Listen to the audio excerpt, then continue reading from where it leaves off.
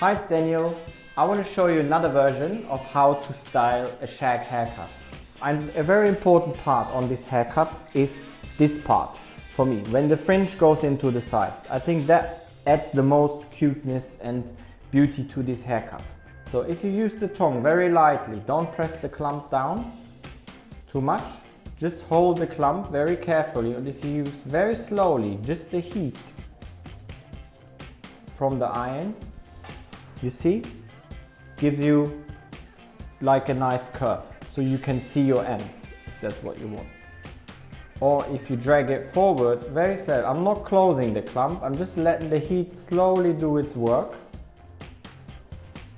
And you see, you get your haircut really sharp, if that's what you want.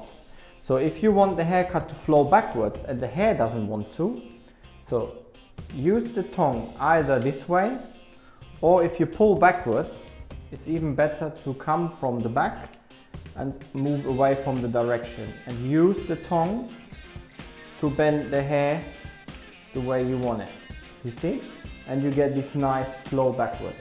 Just keep doing it until you get what you want. So very lightly. That's how you tease the hair in the direction you want. And I'm using more anti-humidity seal for that. So this is a very easy and nice way to just get the texture into it. And now you can see it's so light, worn out, streaky effect, you know, which makes the hair nice and movable. And you can decide if you want to put the product on the roots to give a slight greasiness, which is cool and modern in my eyes. Or if you just keep it into the ends to keep the ends softened and keep the roots clean. So that's something you can decide and play with. Okay, this is my first look and I hope you like it.